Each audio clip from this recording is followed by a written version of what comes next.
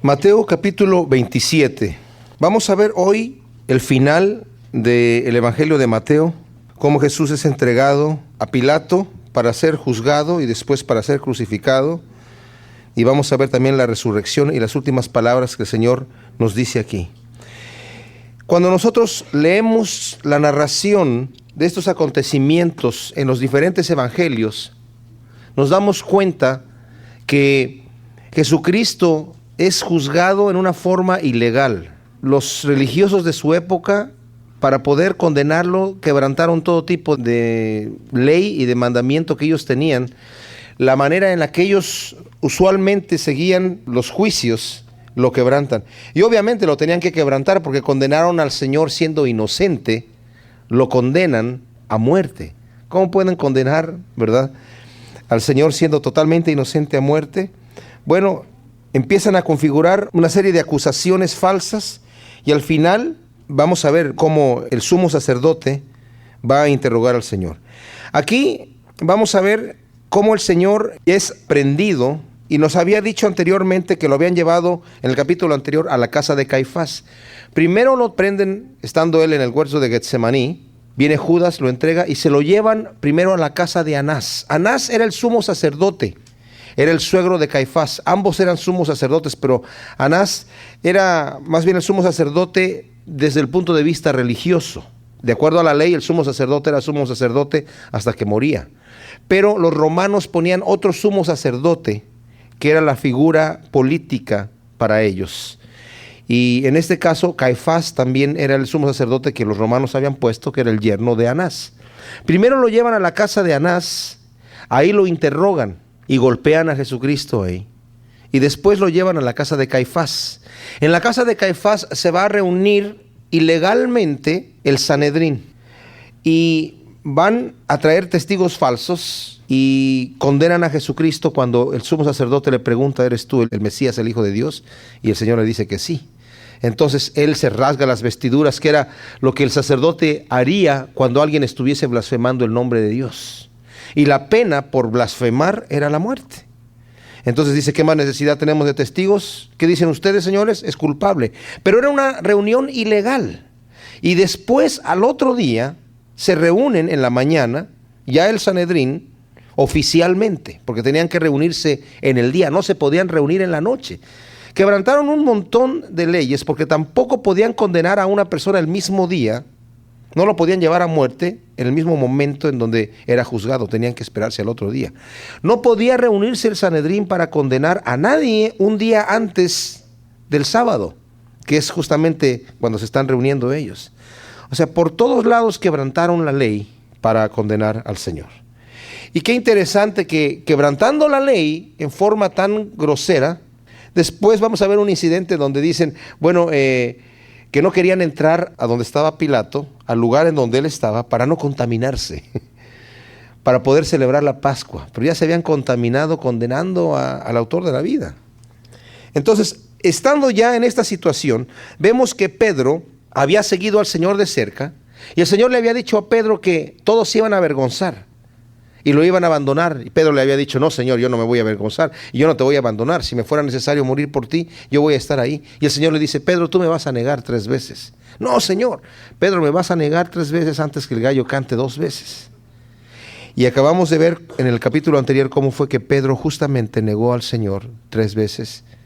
Y después el gallo cantó y se dio cuenta de lo que había pasado. Y Pedro sale a llorar amargamente.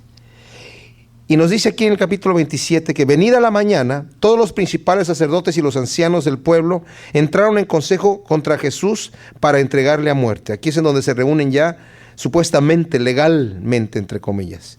Y le llevaron atado y le entregaron a Poncio Pilato, el gobernador. Ya una vez que lo habían juzgado nuevamente en el Sanedrín, y determinan que es digno de muerte, lo llevan atado a Poncio Pilato. ¿Por qué lo llevan atado a Poncio Pilato? Porque los judíos no tenían potestad de matar a nadie. Una vez que fueron conquistados por el gobierno romano, por el imperio romano, los romanos le quitaron a los judíos la capacidad de aplicar la pena capital. La pena capital la debía aplicar Roma, y eso después de un juicio. Casi en todos los países civilizados la Constitución de alguna manera viene influenciada en gran manera por la forma en la que los romanos iniciaron estos procesos de juicio. Entonces es interesantísimo que tienen que llevarlo a Pilato y tienen que de alguna manera presentar un cargo por el cual Pilato pueda condenarlo. Entonces Judas, el que le había entregado, viendo que era condenado, devolvió arrepentido las 30 piezas de plata a los principales sacerdotes y a los ancianos, diciendo: yo he pecado, entregando sangre inocente. Mas ellos dijeron: ¿qué nos importa a nosotros? Allá tú. Qué tremenda cosa. Ahora, aquí vemos que dice que Judas estaba arrepentido, pero la palabra arrepentido está mal traducida aquí. Dice que Judas tenía remordimiento, y hay una muy grande diferencia entre el arrepentimiento y el remordimiento. El arrepentimiento lleva en sí remordimiento. El remordimiento es sentirse mal por algo que la persona ha hecho, pero no toma ninguna acción. El arrepentimiento es sentirse mal por la acción hecha y dar la media vuelta y hacer justamente lo opuesto. Judas llega con un remordimiento. Qué interesante, nos había dicho el Evangelio que Satanás había entrado en el corazón de Judas. Eso no quiere decir que Judas en ese momento llegó a no tener voluntad propia, sino más bien quiere decir que Judas permitió que Satanás entrara en él. Y Satanás lo llevó, lo impulsó a hacer algo terrible. Judas había sido ya advertido por el Señor varias veces. Hacía mucho tiempo que el Señor estaba hablando de que uno lo iba a entregar. Desde hace tiempo. Pero justamente cuando estaban celebrando la última cena, el Señor les vuelve a decir: uno de ustedes me va a entregar. Y empiezan a preguntar: ¿seré yo? ¿Seré yo? ¿Seré yo? Y llega Judas y también le pregunta: ¿seré yo? Y el Señor le dice: sí, tú lo has dicho, tú eres. Y luego el Señor le dice: el que me va a entregar, más le valiera no haber nacido. Judas estando ahí presente. Y aún así Judas sale a entregar al Señor, hace un pacto con los escribas y con los religiosos, con los fariseos. Y le entregan un dinero a Judas, y Judas les da una señal y les dice: al que yo besare, ese es. Entonces llega después y lo besa. Y Judas no se toca el corazón, porque ya había entrado Satanás, que es el que dije yo, lo impulsa y lo lleva a hacer algo que Judas ya había decidido hacer. Y en el momento que lo entrega, Satanás se va y lo deja solo. Entonces llega el momento en donde Judas se da cuenta de la infamia que había hecho, ya una vez que Jesucristo estaba en manos de estos hombres, y viendo, algunos dicen que Judas tal vez lo entregó pensando: bueno, ya una vez que se vea el Señor en problemas y en aprietos, va a demostrar su poder y va a tomar el imperio romano. ¿Quién sabe si Judas estaba pensando eso? La Escritura no lo dice y son conjeturas nada más. Lo que sí sabemos es que en ese momento Judas queda solo y se da cuenta que había entregado sangre inocente y va con este remordimiento. Ya es un remordimiento tal que se suicida. Pero llega ahí y diciendo: he entregado sangre inocente, queriendo retractarse, queriendo de alguna manera, bueno, suéltenlo. Viene con las piezas de plata. Y ellos dicen: ¿a nosotros qué? Allá tú. Dice aquí que arrojando las piezas de plata en el templo salió y fue y se ahorcó. No sabemos si estos hombres, los religiosos, estaban en el templo o no. Hay algunos comentaristas bíblicos que de alguna manera piensan que por el hecho de arrojar las monedas en el templo significaba: yo deshago el trato. Como haya sido, los religiosos no sacan a Jesucristo de donde estaba para entregárselo a Judas nuevamente, para dejarlo en libertad. Porque a ellos les interesaba condenar al Señor y ya lo tenían ahí, ya lo habían apresado y ya lo habían condenado, ya habían determinado que era culpable de muerte y ya lo llevaban rumbo a entregarlo a Poncio Pilato. Entonces Judas se ahorca. Ahora, un detalle que es importante notar aquí: si nosotros, por ejemplo, leemos lo que nos dice el libro de los Hechos, cuando está hablando Pedro acerca de la muerte de Judas, en el capítulo 1, en el versículo 16, dice: varones hermanos, era necesario que se cumpliese la escritura, en que el Espíritu Santo habló antes por boca de David, diciendo acerca de Judas, que fue guía de los que prendieron a Jesús, y era contado con nosotros, y tenía parte en este ministerio. Este pues, con el salario de su iniquidad, adquirió un campo, y cayendo de cabeza se reventó por la mitad, y todas sus entrañas se derramaron, y fue notorio a todos los habitantes de Jerusalén, de tal manera que aquel campo se llama en su propia lengua Aceldama, que quiere decir campo de sangre. Aquí nos dice Pedro que se cayó de cabeza y se reventó. La palabra que se utiliza aquí también tiene un término médico. Lucas es un médico el que escribe los Hechos y el que escribe el Evangelio de Lucas. Pero también la palabra que utiliza Lucas es una necrosis, o sea, Judas se ahorca, sufre una necrosis y eso hace que su cuerpo se hinche y se reviente mientras está ahorcado. Entonces imagínense el espectáculo. Judas se ahorca y de repente empieza a hincharse, se revienta por la mitad y se le derraman las entrañas. Porque es imposible que, algunos dicen, a lo mejor Judas se ahorcó, la rama no estaba muy fuerte, se revienta la rama y cae de cabeza y se le derraman las entrañas. Aunque cayera Judas de cabeza, eso no quiere decir que se le van a derramar las entrañas. Pero si sufre una necrosis, que es la palabra que utiliza Lucas aquí, sí, es una muerte que yo creo el Señor estaba mostrando algo, y dice justamente aquí Pedro, fue notorio a todos la forma tan impresionante en la que Judas muere. Los principales sacerdotes, tomando las piezas de plata, dijeron: no es lícito echarlas en el tesoro de las ofrendas porque es precio de sangre. Estos señores todavía están preocupados a ver si es lícito o no es lícito utilizar el dinero para el tesoro o no. Y después de consultar, compraron con ellas el campo del alfarero para sepultura de los extranjeros. Por lo cual aquel campo se llama hasta el día de hoy campo de sangre. Algunos dicen que el precio de las 30 piezas de plata eran $20. Yo no creo que sean $20 porque nadie compra un campo por $20. Debe haber sido una buena suma de dinero, suficiente para comprar un terreno. Y un terreno que está cerca de la ciudad también. Así que no ha de haber sido una cantidad pequeña. Así se cumplió lo dicho por el profeta Jeremías cuando dijo: y tomaron las 30 piezas de plata, precio del apreciado, según precio puesto por los hijos de Israel, y las dieron para el campo del alfarero como me ordenó el Señor. Jesús pues estaba en pie delante del gobernador, y éste le preguntó diciendo: ¿eres tú rey de los judíos? Y Jesús le dijo: tú lo dices. Y siendo acusado por los principales sacerdotes y por los ancianos, nada respondió. Pilato entonces le dijo: ¿no oyes cuántas cosas testifican contra ti? Pero Jesús no le respondió ni una palabra, de tal manera que el gobernador se maravillaba mucho. Aquí Mateo no nos narra en detalle lo que está pasando. Si realmente queremos leer y conocer toda la noticia de cómo suceden los acontecimientos aquí, lo que necesitamos hacer es estarlo cotejando con los diferentes evangelios. Hay herramientas para esto, hay unas Biblias que tienen los evangelios todos así paralelos uno con el otro, pero también hay unos libros que se llaman Armonía de los Evangelios, en donde están los diferentes acontecimientos narrados por los diferentes evangelios y nos podemos dar cuenta de las cosas que suceden. Aquí la conversación de Pilato con el Señor es muy corta, pero en realidad no fue tan corta la conversación, porque Pilato empieza a preguntarle. Aquí dice que se quedó callado en las cosas que Pilato le está diciendo. ¿No oyes lo que estos te están testificando contra ti? Porque los judíos estaban acusando terriblemente al Señor. Lo estaban acusando con cargos legales, porque a Pilato no le interesaban las situaciones religiosas. De hecho, les dijo: si ustedes los traen aquí por situaciones religiosas, a mí no me interesa, júzguenlo ustedes.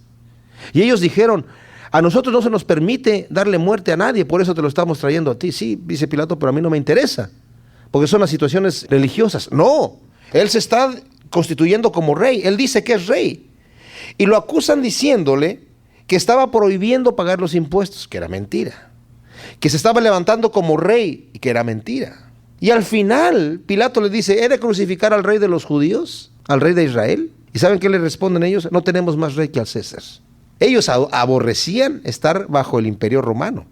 Aborrecían estar bajo el reinado de César. No lo reconocían realmente como rey, pero aquí, para condenar al Señor, tuvieron que hacer estas situaciones para que Pilato se viese obligado a entregar a Jesucristo para ser crucificado. Ahora, Pilato tenía la capacidad, él mismo lo dice, más adelante en otros evangelios le dice: ¿no me respondes nada?, le dice al Señor. ¿Qué no sabes que yo tengo capacidad y potestad de librarte o de condenarte? Fíjense lo que está diciendo. El mismo Pilato por su boca se está condenando. Está diciendo: yo tengo capacidad de librarte o de condenarte. Y le dice al Señor: ninguna potestad tendrías si no te fuera dada de arriba. Esto es importante, que el Señor no responde, porque ¿saben qué? Se está él mismo condenando al no responder. Pilato le está dando la oportunidad de decir: defiéndete. Estos señores te están acusando, defiéndete. cualquier acusado cuando no respondía, se le tomaba legalmente como si estuviese realmente en culpa, ¿verdad? Están estos hombres acusándolo y el Señor, cuando le dice Pilato, ¿oyes lo que están diciendo de ti? ¿Qué dices tú? El Señor no responde nada. ¡Qué tremenda cosa! Y dice la Escritura que Él no abrió su boca. Para defenderse no abrió su boca. Cuando Pilato le está preguntando acerca de su condición, de que si realmente era el rey de los judíos, le dice, tú lo has dicho. Mi reino no es de este mundo. ¿Eres tu rey? Sí, pero mi reino no es de este mundo. Y Pilato tenía temor. Ahora, aquí no nos narra esto, pero entre el versículo 14 y el versículo 15, los fariseos, de acuerdo al Evangelio de Lucas, están acusando al Señor diciendo, Él ha estado armando sediciones y está alborotando a la gente desde Galilea, en toda Judea, y cuando oye Galilea dice, ¿es Galileo? Sí, es Galileo. Entonces llévenselo a Herodes, que es la jurisdicción de Herodes, Galilea. Y Herodes estaba allí en Jerusalén visitando y quería con eso librarse. Pilato dijo, ya me lo quité de encima, que Herodes se haga cargo y que él sea el que lo condene o el que lo absuelva. Y cuando llega Herodes, Herodes se puso muy contento porque quería ver al Señor desde hace mucho tiempo. Él decapitó a Juan el Bautista. No lo quería decapitar realmente, pero en una fiesta que tuvo, ¿verdad?, estando ya él ebrio, Salomé, la hija de la mujer que él tenía, que la tenía ilegalmente, hizo una danza sensual delante de Herodes, y Herodes, queriendo complacerla, le dijo, pídeme lo que quieras, hasta la mitad de mi reino y te lo voy a dar. Y ella pidió la cabeza de Juan el Bautista, porque su madre le había dicho. Y la madre aborrecía a Juan el Bautista porque Juan el Bautista le hablaba a Herodes que no le era lícito tener a esa mujer Herodías, que era su cuñada, la esposa de su hermano. Y así muere Juan el Bautista. Después, cuando vio y oyó de Jesús los milagros que hacía, pensaba que era Juan el Bautista resucitado. Entonces, cuando oye que le van a traer a Jesús, se puso muy contento. Aquí me están trayendo para verlo y quiero verlo hacer un milagro. Pero cuando llega delante de Herodes y le hace muchas preguntas a Herodes, el Señor no le responde ni una sola palabra a Herodes. Entonces Herodes lo menosprecia, se burla de él, lo entrega para que los soldados lo golpeen también. Los soldados también se burlan y le ponen una túnica de rey y se lo mandan otra vez a Pilato. No sé por qué Herodes no toma ninguna decisión. Él no lo condena, él lo deja salir, pero se lo vuelve a regresar a Pilato. Entonces los judíos, viendo que lo dejan en libertad de Herodes, lo toman y se lo vuelven a llevar a Pilato, para que Pilato diga qué se debe hacer. Ellos no van a descansar. Entonces aquí entramos ya en el versículo 15 y dice, ahora bien, en el día de la fiesta, acostumbraba el gobernador soltar al pueblo un preso, el que quisiesen. Y tenían entonces un preso famoso llamado Barrabás. La palabra famoso no es una fama buena. Era un preso que era famoso, pero famoso por su maldad. Y en realidad, este Barrabás era un tipo que era malo, no solamente hacía sediciones en contra del gobierno romano. Algunos dicen que Barrabás a lo mejor era famoso porque se levantaba en contra del gobierno romano, y cualquiera que se levantara en contra del gobierno romano, pues era bien visto por parte de los judíos.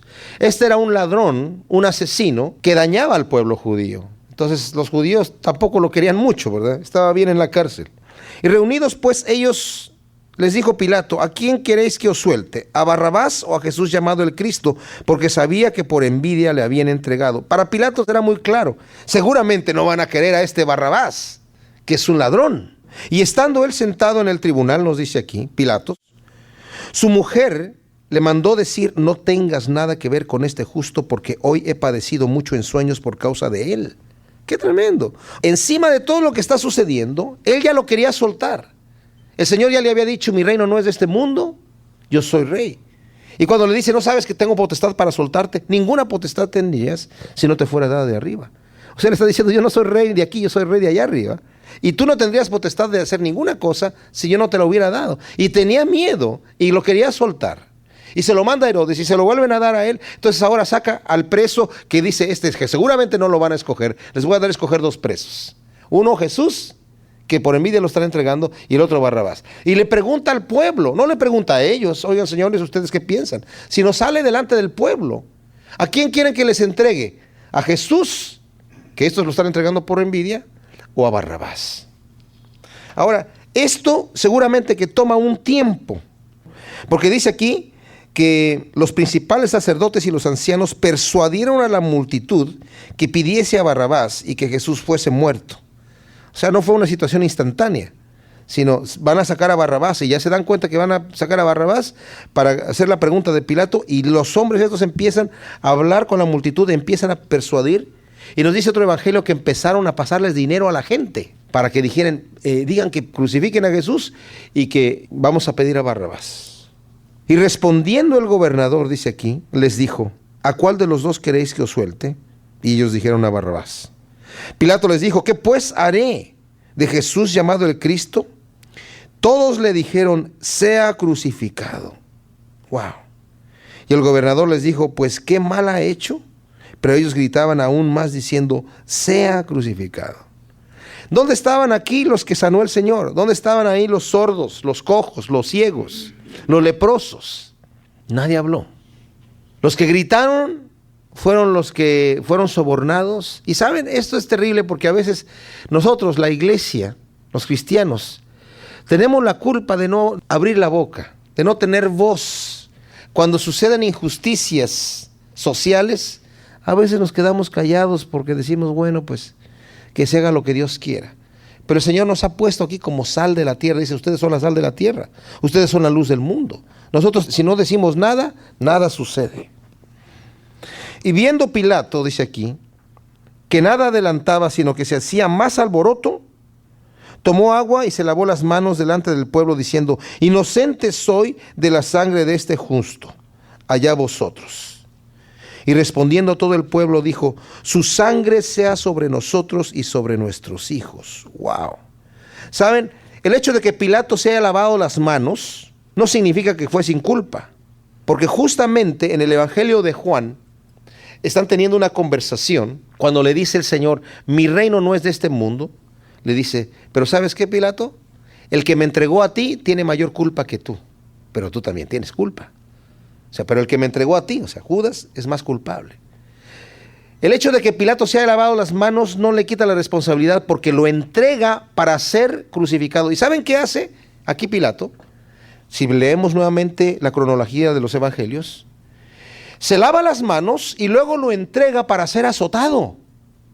Y lo azotan al Señor nuevamente. Ya lo habían azotado mucho y lo vuelven a azotar, de manera que lo vuelve a presentar otra vez delante del pueblo. Aquí está.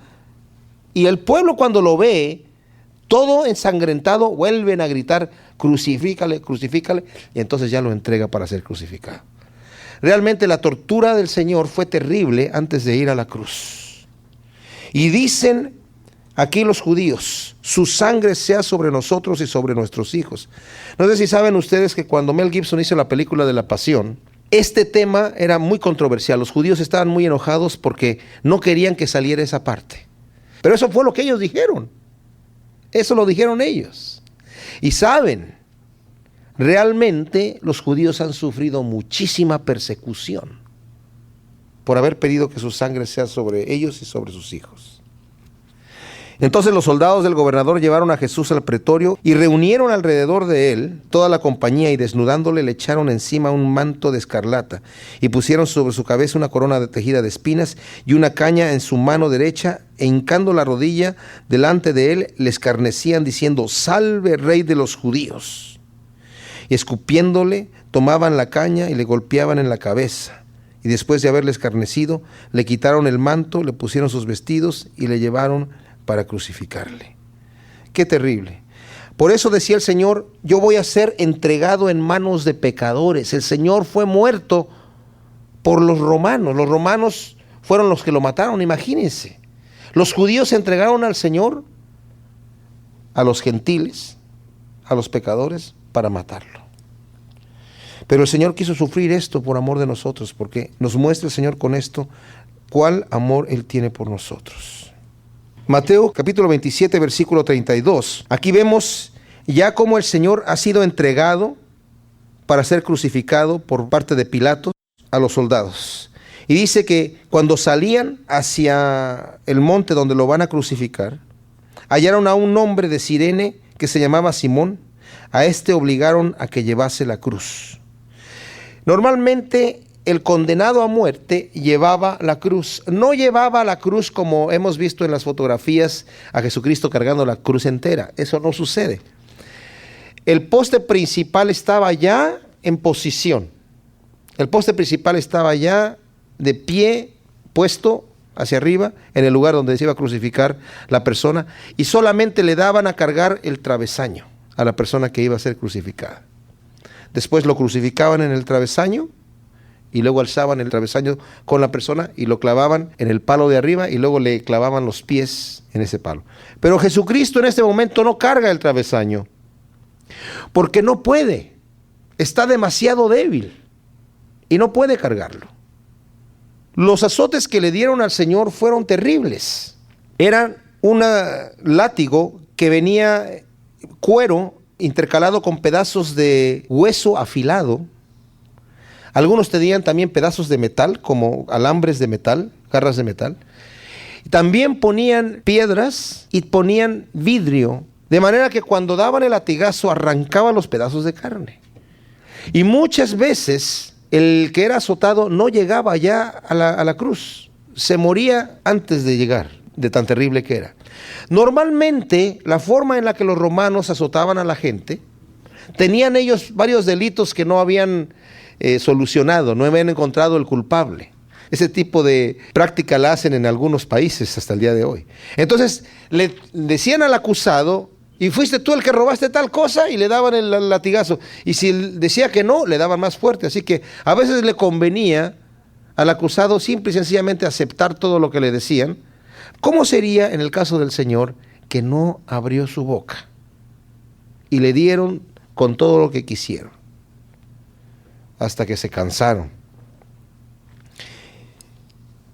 Y bueno, le entregan a Simón de Cirene, a este señor, para que llevase la cruz. Cuando llegaron a un lugar llamado Gólgota, que significa lugar de la calavera, le dieron a beber vinagre mezclado con hiel, pero después de haberlo probado, no quiso beberlo. Más adelante le van a dar al Señor a beber vinagre, y ese sí lo va a tomar. ¿Qué es este vino mezclado con hiel? Era un estupefaciente, de alguna manera era para aliviar el dolor.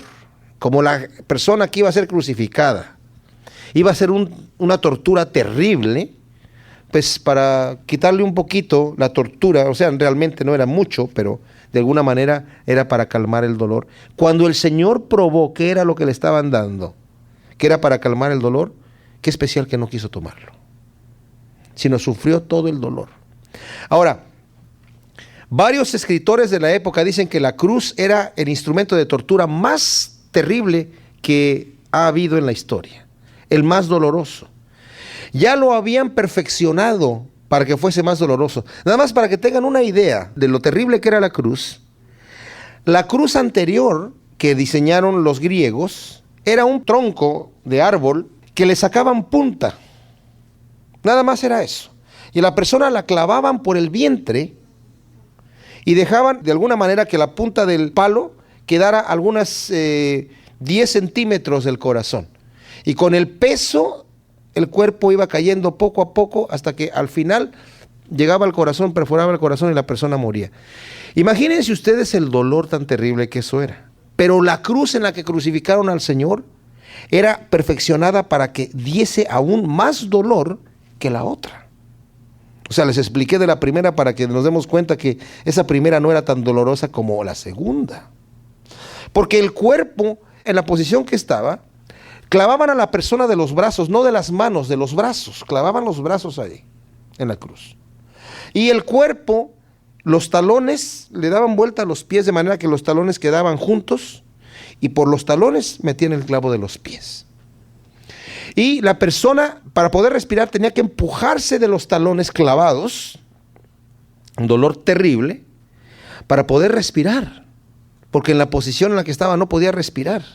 Entonces era entre que o respiraba o empujaba con los talones y ese dolor tan terrible.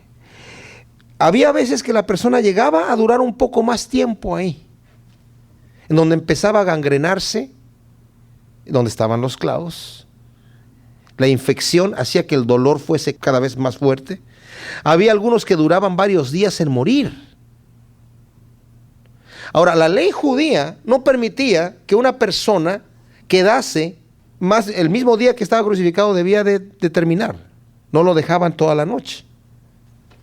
Pero los romanos no tenían esas leyes. El Señor había sido entregado en manos de pecadores, de romanos. Algunos dicen que cuando le dieron latigazos, le dieron 39 latigazos porque no se le podían dar 40. Pero esa era la ley de Dios. Eso era lo que Dios decía en el Antiguo Testamento. Cuando alguien era castigado o con azotes, no se le podían dar 40 azotes. Porque si le daban 40 azotes a alguien, y ese día era ya el juicio. Al criminal que se le castigara con azotes, no le podían dar 40, porque entonces sería ese ya el juicio. Pero los romanos no estaban guiados por las leyes de Dios. Ellos daban los azotes que ellos querían. Entonces el Señor realmente padeció terriblemente. Cuando lo hubieron crucificado, repartieron entre sí sus vestidos, echando suertes para que se cumpliese lo dicho por el profeta, que dice: partieron entre sí mis vestidos y sobre mi ropa echaron suertes. Y sentados le guardaban ahí. Y pusieron sobre su cabeza su causa escrita: este es Jesús, el Rey de los judíos. Mientras iban llevando a la persona para ser crucificada, el criminal llevaba colgado en su cuello el letrero que después iban a poner en la cruz. Hubo en la época diferentes tipos de cruz. Estaba la esa del palo que yo les digo, con punta, que después ya pasó a la historia. Y después hubo una cruz que era en forma de T. No tenía nada encima, sino en forma de T. Pero esta no es la que usaron con el Señor. La que usaron con el Señor es la cruz que nosotros conocemos, porque encima, arriba de su cabeza, más adelante nos va a decir que van a poner este letrero. Mientras, él lo traía colgado cuando iba rumbo a ser crucificado. Y normalmente lo que hacían los romanos era que tomaban el camino más largo para que pasara por la ciudad, para que los demás que estaban ahí, todos los de la ciudad, vieran: aquí hay un criminal que ya no han azotado, ya se ve muy mal, y lo van a llevar a crucificar, y trae sobre él, en su cuello, colgado el delito que cometió, para que la gente tema y no haga esos delitos. Y ahí está el delito que cometió. Y ahí, ¿cuál causa tenía aquí el Señor? La causa que le escriben aquí: este es Jesús, el Rey de los judíos. Otro evangelio nos dice que los judíos llegaron con Pilato a decirle: oye, no le pongas eso, no le pongas este es el Rey de los judíos, ponle que él dijo que era el Rey de los judíos y que por eso está crucificado. Y Pilato le dije: lo que es escrito, y ya está ahí. Qué impresionante que el Señor mostró que ese era el Rey de los judíos. La forma en la que Pilato lo escribió era exactamente: no había delito. Estaban crucificando, y eso fue lo que hicieron: crucificaron a su propio rey. No le conocieron. A los suyos vino, pero los suyos no le conocieron. Entonces crucificaron con él a 2 ladrones, uno a la derecha y otro a la izquierda. Y los que pasaban le injuriaban, meneando la cabeza, diciendo: tú que derribas el templo y en 3 días lo reedificas, sálvate a ti mismo. Si eres hijo de Dios, desciende de la cruz. Wow. De esa manera también los principales sacerdotes, escarneciéndole con los escribas y los fariseos y los ancianos, decían: a otro salvó, a sí mismo no se puede salvar. Es Rey de Israel, descienda ahora de la cruz y creeremos en él. Ellos estaban haciendo burla de él. Es Rey de Israel, que descienda entonces y vamos a creer en él. Fíjense lo que dice aquí: a otros salvó y a sí mismo no se puede salvar. Eso es cierto. Eso sí fue cierto. ¿Saben qué? Porque si se salva él mismo, no nos puede salvar a nosotros. Si el Señor desciende de la cruz y no muere, nosotros permanecemos en nuestros pecados. Pero el Señor justamente a otros salvó y a sí mismo no se puede salvar. Confió en Dios. Libérele ahora si le quiere, porque ha dicho: soy hijo de Dios. Fíjense las acusaciones que salen de la boca de estos hombres. Ellos mismos están testificando contra sí mismos. Confío en Dios, están diciendo ellos. Ese es el crimen. Libérele ahora si le quiere. Ellos obviamente no tenían ninguna relación. Eran religiosos, pero no tenían ninguna relación con Dios. 0 relación con Dios, 0. Y por eso se enojaban ellos. Porque el Señor estaba demostrando que estos hombres eran hipócritas, que eran sepulcros blanqueados, que por fuera parecían bien, pero por dentro en realidad estaban llenos de todo tipo de pecado, de amargura, de iniquidad, de mentira, de odio, de asesinato, de adulterio, etc. Tenían la apariencia por fuera. No tenían ninguna relación con Dios. ¿Y de qué lo están acusando ahí? ¿De qué se están burlando de él? Confió en Dios. Ajá. Qué terrible. ¿Cuán ciega puede estar una persona como para burlarse de esta manera del Señor? Porque confió en Él. Dicen, ahora sí Él le quiere que lo libre. ¿Saben? Lo importante es esto. El Señor muchas veces no nos va a librar del problema. A veces es el momento donde el Señor quiere que nos vayamos. No sabemos cómo el Señor nos va a llevar. Miren, en el año 82 yo fui a Guatemala. En Guatemala hicimos labor de evangelismo. Tenía un grupo de música, íbamos a tocar en el Teatro Nacional y lo pedimos. Y nos dijeron, sí, cómo no, se los prestamos. Ya vimos la fecha en la que íbamos a tocar y nos dijeron, pero ¿cuánto van a cobrar ustedes? Dijimos, no, va a ser gratis. Es un concierto de evangelismo que queremos hacer. No, gratis no se los podemos prestar. Porque va a entrar todo tipo de gente. Y el teatro es muy lujoso y tiene su tarifa.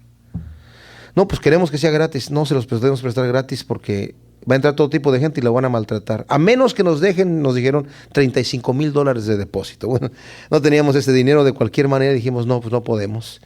Entonces, no tocamos ahí.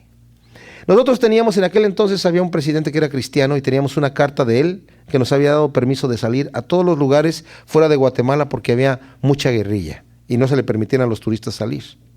Y cada que salíamos y llegábamos a un punto de chequeo, nos tiraban al piso con la cara abajo y nos ponían una ametralladora aquí en la nuca y nadie se mueva, y veían la carta y revisaban el camión y veían el equipo. Y ya cuando se cercioraban que todo estaba bien, nos dejaban salir, nos dejaban pasar. No salimos muchas veces fuera de la ciudad de Guatemala, pero algunas veces sí, yo creo que unas 5 veces sí nos tiraron al piso, ¿verdad? Bueno, alguien consiguió un lugar para que fuésemos, que era lejos. Tuvimos que salir en la mañana. Y cuando terminamos y regresamos ya hasta la noche de ese mismo día. Pasamos por 2 puntos de chequeo en donde nos hicieron bajar y revisaron todo. Cuando llegamos a la aldea, era una aldea muy pequeña, tan pequeña que ni siquiera tenían iglesia católica ahí, o sea, demasiado pequeña. Nosotros nos asombramos, oye, qué lugar tan chico consiguieron, ¿quién lo consiguió? ¿Quién sabe? Total, que bajamos las cosas, empezamos a tocar y salió toda la aldea ahí. Y oyeron el mensaje. Di un mensaje muy sencillo de evangelismo y todos aceptaron al Señor. Y les volví a decir, no, a ver, esto necesitamos ver si entendieron el mensaje, ¿verdad? Y otra vez todos aceptaron al Señor. Y había un ambiente allí de gozo especial. Yo he estado en lugares en donde toda la gente ha aceptado al Señor en otras ocasiones. Pero aquí había un ambiente de un gozo tremendo. Los niños brincando y todos brincando con los niños y estábamos muy contentos con todos. Y dijeron, bueno, ¿y ahora qué sigue? Y no supimos nosotros, bueno, realmente hay que discipular a esta gente. ¿Cómo le hacemos? Pues vamos a ir a regresar allá y vamos a ver cómo le hacemos, a ver a quién enviamos. Y nos dijeron, ¿y cuándo regresan? Miren, vamos a regresar el viernes, les dijimos nosotros, porque nos habían cancelado el teatro. Entonces, cuando regresamos, ese era un martes, cuando regresamos al hotel, había una carta del presidente ahí diciendo, me enteré que querían utilizar el teatro y que no se los dejaron usar por situaciones de algún daño que pueda sufrir el teatro. Yo respondo por el teatro, úsenlo. Y nos ofreció publicidad gratis, volantes y pósters y publicidad en la radio, y nos ofreció carros que andaban ahí con bocinas anunciando el concierto, y fuimos al teatro el viernes y el sábado y ya no fuimos a este lugar, a esta aldea. Y el viernes hubo un gran fruto, tremendo fruto el viernes y tremendo fruto el sábado en el teatro de gente que aceptó al Señor.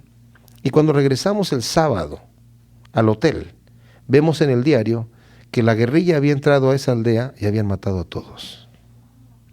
Ahora, cuando eso pasó, nosotros nos quedamos así, pero ¿cómo, Señor? ¿Qué pasó? ¿Cómo? O sea, confundidísimos, nos metimos a un cuarto, todos a orar y a preguntarle al Señor qué pasó. O sea, ¿cómo el Señor nos lleva a un lugar para hablar de Cristo a esta gente y 2 días más tarde los matan? A todos. Y el Señor ahí, mientras estábamos orando, nos habló al corazón y nos dijo, yo les di la oportunidad de llevar el mensaje ahí y ahora ellos están conmigo, están mejor que ustedes. Y saben, el asunto es este. Aquí le están diciendo al Señor, en Dios confío, líbrele si le quiere. No, el Señor a veces no nos va a librar porque nos quiere llevar con Él en ese momento. Los caminos del Señor no son nuestros caminos. Y dice aquí, lo mismo le injuriaban también los 2 ladrones que estaban crucificados con Él. Cuando vemos los otros evangelios, vemos que en realidad era uno el que injuriaba, porque el otro ladrón eventualmente recibió a Cristo como su Salvador. Y desde la hora sexta hubo tinieblas sobre toda la tierra hasta la hora novena. Cerca de la hora novena Jesús clamó a gran voz diciendo: Elí, Elí, lama sabactani. Esto es: Dios mío, ¿por qué me has desamparado? Algunos de los que estaban ahí decían al oírlo: a Elías llama a este. Al instante, corriendo uno de ellos, tomó una esponja y la empapó en vinagre, y poniéndola en una caña, le dio a beber.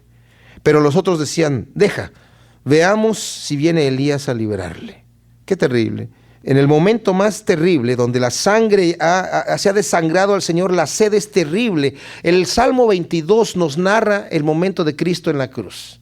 Y empieza con eso: Dios mío, ¿por qué me has desamparado? Y después dice: mi lengua se pegó a mi paladar, de la sed que había por el desangramiento. Entonces, cuando esta persona pone el vinagre y lo da a beber, y el Señor lo bebe, pero no lo alcanza a beber todo, porque inmediatamente dice: no, déjalo, está llamando a Elías, vamos a ver si viene Elías a librarlo. Qué terrible. Mas Jesús, habiendo otra vez clamado a gran voz, entregó el Espíritu. Ahí es en donde muere. Y he aquí, el velo del templo se rasgó en dos de arriba abajo, y la tierra tembló y las rocas se partieron, y se abrieron los sepulcros, y muchos cuerpos de santos que habían dormido se levantaron, saliendo de los sepulcros después de la resurrección de él, del Señor. Vinieron a la santa ciudad y aparecieron a muchos. O sea, estos sepulcros que se abrieron, los que se levantaron, fue después de la resurrección, aunque aquí Mateo no es muy cronológico, ¿verdad? El velo del templo se partió en dos. ¿Cuál velo? El velo que divide el lugar santo del lugar santísimo. El lugar santísimo era un lugar en donde solamente entraba el sumo sacerdote una vez al año a ofrecer sacrificio por el pueblo. Era la representación de la presencia de Dios. No era la misma presencia de Dios, pero la representación. Nos dice el apóstol Pablo más adelante que con la muerte de Cristo nosotros entramos directamente a la presencia de Dios, porque el Señor con su sangre pagó por nuestros pecados. Y no vamos porque el Señor haya bajado su estándar de santidad. O sea, el lugar santísimo quería decir solamente entraba el sumo sacerdote porque Dios es inaccesible para el hombre normal, porque somos pecadores y somos carnales. Y no es que Dios haya bajado su estándar, sino que ahora venimos cubiertos con Cristo. El Señor, ya que una vez que le hemos recibido como nuestro Salvador, nos cubre con su justicia, y por eso entramos directamente a la presencia de Dios. Y dice aquí: el centurión y los que estaban con él, guardando a Jesús, visto el terremoto y las cosas que habían sido hechas, temieron en gran manera y dijeron: verdaderamente este era el Hijo de Dios. Y estaban ahí muchas mujeres mirando de lejos, las cuales habían seguido a Jesús desde Galilea, sirviéndole, entre las cuales estaban María Magdalena, María la madre de Jacobo, y José y la madre de los hijos de Zebedeo. Cuando llegó la noche, vino un hombre rico de Arimatea llamado José, que también había sido discípulo de Jesús. Este fue a Pilato y pidió el cuerpo de Jesús. Entonces Pilato mandó que se le diese el cuerpo, y tomando José el cuerpo, lo envolvió en una sábana limpia y lo puso en un sepulcro nuevo que había labrado en la peña, y después de hacer rodar una gran piedra a la entrada del sepulcro, se fue. Y estaban allí María Magdalena y la otra María sentadas delante del sepulcro. Esta otra María es María la madre de Jacobo. Este señor de Arimatea, discípulo de Jesús, un hombre rico, ¿verdad?, tenía un sepulcro especial. Hoy en día, cuando uno va a Jerusalén, le muestran en donde se calcula que fue el Calvario, el monte Calvario, porque por un lado tiene, parece como una calavera. Eso es un descubrimiento desde no hace mucho tiempo, hace unos cuantos años, que alguien dijo: ¿dónde habrá sido el lugar? Ah, mira, ahí parece una calavera. Y arriba de ese lugar está una tumba como la de aquellos días. Por eso mucha gente que dice: yo he ido a la tumba de Jesucristo y ya no está ahí. Bueno, ahí cuando uno va le dicen: esta pudo haber sido la tumba del Señor. Pero en realidad la verdadera tumba, con certeza nadie sabe dónde fue. Pero sí era parecido a esta tumba que uno puede ver ahí. Está acabado todo adentro. Hay un lugar en donde uno entra y hay un ambiente, hay como un cuartito, y está como labrado en la misma tierra, el ataúd, una sola pieza, todo de piedra, y es un lugar parecido, algo muy caro para hacerlo, porque tenían que labrar todo eso en la piedra, sacar todo eso. Bueno, ahí entonces ponen al Señor. Al día siguiente, que es después de la preparación, se reunieron los principales sacerdotes y los fariseos ante Pilato, diciendo: Señor, nos acordamos que aquel engañador dijo, viviendo aún: después de 3 días resucitaré. Manda pues que se asegure el sepulcro hasta el tercer día, no sea que vengan sus discípulos de noche y lo hurten, y digan al pueblo, resucitó de entre los muertos. Y será el postrer error peor que el primero. Y Pilato les dijo, ahí tenéis una guardia, id aseguradlo como sabéis. Y entonces ellos fueron y aseguraron el sepulcro, sellando la piedra y poniendo la guardia. ¡Qué increíble! Estos hombres sabían más que los mismos discípulos de Cristo. Ellos ni siquiera estaban esperando que resucitara el Señor. Y ellos habían oído. Oye, este engañador dijo, le decían el engañador al Señor, que iba a resucitar al tercer día. Así que necesitamos que pongas una guardia. Entonces ya les da autorización para que ellos, como ellos saben, guarden ese lugar. Y la forma en la que lo hacían, le pusieron unas sogas, ¿verdad? Unas cuerdas en la piedra, atadas a unos lugares con el sello de ellos, para que no se abriera. Los guardias que estaban guardando el sepulcro, guardaban el sepulcro con sus propias vidas. Si acaso alguien se llevaba el cuerpo, o si ellos se dormían, ellos tenían que pagar con sus propias vidas. Si alguien dejaba a un prisionero salir, escapar, la sentencia que iba a tener el prisionero se la daban al guardia que había dejado salir al prisionero. Aquí Jesucristo había sido crucificado. Ellos, si se dormían o cualquier situación pasaba, deberían haber sido crucificados. Entonces, pasado el día de reposo, al amanecer del primer día de la semana, vinieron María Magdalena y la otra María a ver al sepulcro. Y hubo un gran terremoto porque un ángel del Señor descendiendo del cielo y llegando removió la piedra y se sentó sobre ella. O sea, al ángel nadie lo va a parar. Y fíjense lo que pasa. Su aspecto era como un relámpago y su vestido blanco como la nieve. Y de miedo de él, los guardias temblaron y se quedaron como muertos. Mas el ángel respondiendo dijo a las mujeres, no temáis vosotras, porque yo sé que buscáis a Jesús, el que fue crucificado. No está aquí, pues ha resucitado como dijo. Venid, ved el lugar donde fue puesto el Señor. Ahora, no sabemos si en ese momento los guardias todavía estaban allí, engarrotados como muertos, ¿verdad? No sabemos. O ya se habían levantado y habían ido a dar la noticia. Yo imagino que ya no estaban allí. Ellos vieron lo que pasó, pero no pudieron hacer nada, porque de espanto se quedaron como muertos. Y llegaron con la noticia delante de los sacerdotes. Sigue diciendo el ángel, id pronto a decir a los discípulos que ha resucitado de los muertos, y aquí va delante de vosotros a Galilea, ahí le veréis, he aquí os lo he dicho. Entonces ellas, saliendo del sepulcro con temor y gran gozo, fueron corriendo a dar las nuevas a sus discípulos. Mientras iban a dar las nuevas a los discípulos, he aquí Jesús les salió al encuentro diciendo, salve, que quiere decir, hola, ¿cómo están? Y ellas acercándose abrazaron sus pies y le adoraron. Entonces Jesús les dijo, no temáis, id dar las nuevas a mis hermanos para que vayan a Galilea y ahí me verán. Mientras ellas iban, he aquí, unos de la guardia fueron a la ciudad y dieron aviso a los principales sacerdotes de todas las cosas que habían acontecido. Y reunidos con los ancianos y habido consejo, dieron mucho dinero a los soldados diciendo, decid vosotros, sus discípulos vinieron de noche y lo hurtaron, estando nosotros dormidos. Y si esto lo oyera el gobernador, nosotros le persuadiremos y os pondremos a salvo. Y ellos tomando el dinero hicieron como se les había instruido, y este dicho se ha divulgado entre los judíos hasta el día de hoy. Algunos tienen objeción con esto, diciendo que era imposible que los soldados accedieran a esto porque sus vidas estaban en peligro. Si decían, mientras nosotros dormimos, hurtaron su cuerpo, pues tenían el peligro de que los mataran. Y sí les están ofreciendo mucho dinero, pero pues mejor salvar la vida que el dinero, ¿no? Pero en realidad, ¿qué opción tenían estos hombres? ¿Qué iban a decirle a Pilato? Fíjate que resucitó y un ángel abrió, o sea, Pilato les iba, no tenían excusa, no tenían opción. Los sobornan, el soborno era bien practicado en Roma, los sobornan y les dan mucho dinero, diciendo, miren, digan este cuento, y cuando el gobernador si lo llega a escuchar, o el procurador, nosotros les vamos a abogar para que no les haga nada. Porque al fin y al cabo, los que estaban interesados en que los soldados sufriesen alguna muerte, si es que se hubiesen dormido realmente, pues eran los judíos. Ahora, esto comprueba la resurrección de Cristo de una forma especial. Porque si realmente eso pasó, si realmente estaban dormidos mientras los discípulos hubiesen hurtado el cuerpo, les convenía a los religiosos matar a estos soldados públicamente para que vieran, miren, estos hombres se durmieron mientras sus discípulos hurtaron el cuerpo. Pero qué increíble que ese dicho se haya divulgado a pesar de que los soldados no murieron. Casi ilógico, pero así sucede.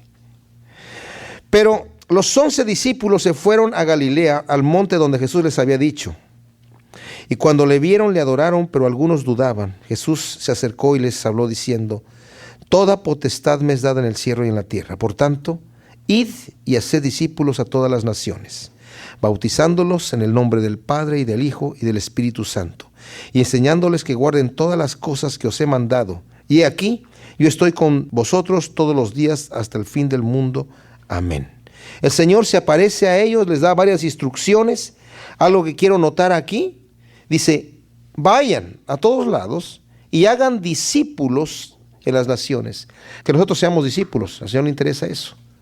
La palabra discípulo significa el que aprende y continúa aprendiendo. Y nunca terminamos de aprender y conocer cada vez más cosas de Dios. Y dice aquí: y bautizándolos en el nombre del Padre y del Hijo y del Espíritu Santo. El bautismo es el bautismo de arrepentimiento. El bautismo significa que yo hago un pacto con Dios. A mí me bautizaron cuando era pequeño. Y esa práctica de bautizar a los niños fue una práctica que se tomó desde el siglo IV. Para asegurar que la gente fuera supuestamente cristiana. Pero el bautismo es algo que se hace con todo el conocimiento. Yo decido bautizarme porque me he arrepentido de mi vida pasada y estoy dispuesto a entregarle mi vida a Dios en este momento. Y el bautismo significa que estoy haciendo el pacto con Dios. Es decir, Señor, antes yo viví como yo quise, pero de aquí en adelante voy a vivir como tú quieres. Y te estoy entregando mi vida, me estoy arrepintiendo. Esta práctica del bautismo fue perseguida durante la Reforma. Les llamaban anabautistas a los que se bautizaban nuevamente, y fueron perseguidas porque muchos no entendieron. Lutero, por ejemplo, no entendía eso, estaba en contra de bautizar a cualquiera, porque él decía, pues ya fueron bautizados cuando eran pequeños, porque no entendía la doctrina del bautismo. Aquí el Señor está diciendo: bauticen a quienes, a los que van a ser discípulos, a esos los bautizan en el nombre del Padre, del Hijo y del Espíritu Santo. Entonces el bautismo es algo que debemos practicar. Cuando nosotros recibimos a Cristo en nuestro corazón, creemos que Él es el Hijo de Dios y entregamos nuestra vida a Él en obediencia. No es un sacramento, no es que el bautismo va a hacer algo en nosotros. El bautismo simplemente es una obediencia, es como un pacto. Nosotros que somos personas físicas necesitamos a veces cosas tangibles para saber de aquí en adelante yo voy a tener un cambio en mi vida, ¿verdad? Y eso nos sirve. Pedro dice que el bautismo nos ayuda porque tenemos una aspiración de una buena conciencia. Ahora, si yo me bautizo, pero no tengo un cambio de vida, tampoco me sirve de nada. Así que eso es algo que debemos hacer en obediencia a lo que el Señor dice aquí. Señor, te damos gracias por tu palabra. Y gracias, Señor, por el amor tan grande que tú has tenido por nosotros, dando a tu Hijo a morir en la cruz. Cristo Jesús, te agradecemos infinitamente que hayas escogido dar tu vida por nosotros. Te amamos, Señor, y queremos servirte dignamente. Ayúdanos a ser fieles a ti, Señor, y a poder corresponder a ese amor que tú has tenido por nosotros. En el nombre de Cristo Jesús. Amén.